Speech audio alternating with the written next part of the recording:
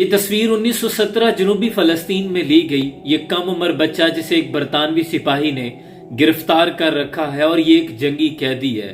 یہ کوئی عام بچہ نہیں، یہ عثمانی فوج کا سپاہی ہے جسے فلسطین محاذ پر گرفتار کیا گیا۔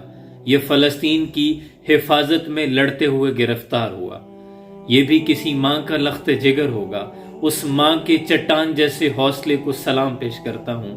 اور کبھی چشم فلک نے ایسی ماؤں کے کلیجے بھی دیکھے ہیں کہ مجھے آج حضرت خنسا یاد آ گئی۔ جنگ قادسیہ کے موقع پر حضرت عمر امیر المومنین نے جب لشکر روانہ کیا تو وہیں پہ ایک بوڑھی ماں اپنے 4 بچوں کو لے کر آئی۔ صبح مارکے کا دن تھا، میدان جنگ سجنا تھا، اور شام کو حضرت خنسا اپنے جوان 4 لخت جگر کو یوں نصیحت کرتی ہیں کہ بیٹا تم اپنی خوشی سے اسلام لائے، تم اپنی خوشی سے یہاں ہجرت کر کے آئے ہو۔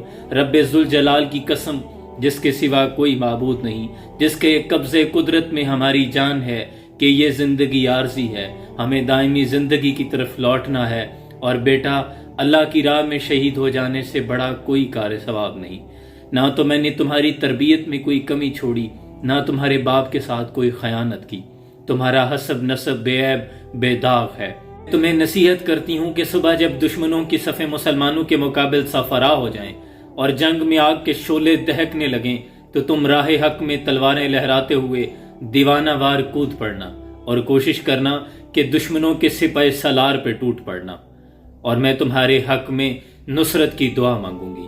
تمام فرزندان اسلام یک زبان ہو کر کہنے لگے کہ اے مادر محترم، انشاءاللہ ہم آپ کی توقعات پر پورا اتریں گے، آپ ہمیں ثابت قدم پائیں گی۔ صبح جب میدان جنگ سجنے لگا تو ماں نے 4 فرزندوں کو ان کی گھوڑوں کی مہاریں ان کے ہاتھ پر دی اور رمزیہ شعر کہتے ہوئے ان کو روانہ کر دیا۔ جب وہ نکل پڑے رزم گاہوں کی طرف تو ماں نے دعا کے لیے ہاتھ اٹھا لیے کہ اے اللہ، اے میرے مالک، میرے پاس میری زندگی کا کل سرمایہ متاع حیات یہی تھا جو میں نے تیرے سپر کر دیا، تیری رحمت کے حوالے۔ پھر صبح چشم فلک نے وہ نظارہ بھی دیکھا کہ ان 4 فرزندان اسلام نے ماں کی نصیحت پر عمل کرتے ہوئے اس قدر جمع مردی اور برق رفتاری کے ساتھ گھوڑے دوڑائے کہ دشمنوں کی صفوں کو چیرتے ہوئے آگے نکل گئے۔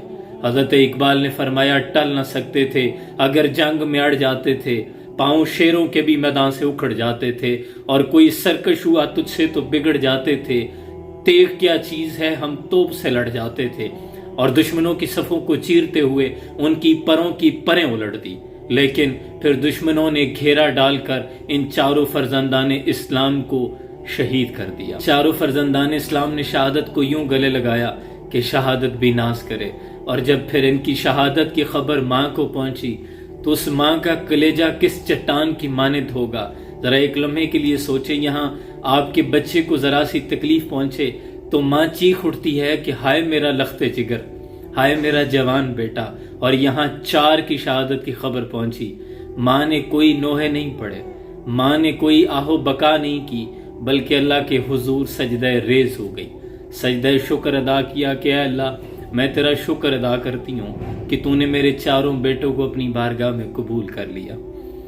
کہاں وہ مائیں رہی جو سلطان صلاح الدین ایوبی پیدا کر سکے؟ دکھا دے تصور منظر وہ صبح و شام، تو دوڑ پیچھے کی طرف ہے گردش ایام تو۔ یہ غازی یہ تیرے پر اسرار بندے جنہیں تو نے بخشا ہے ذوق خدائی، 2 نیم ان کی ٹھوکر سے صحرا و دریا، سمٹ کر پہاڑ ان کی ہیبت سے رائی، 2 عالم سے کرتی ہے بیگانہ دل کو، عجب چیز ہے لذت آشنائی، اور شہادت ہے مطلوب مقصود مومن، نہ مال غنیمت نہ کشور کشائی۔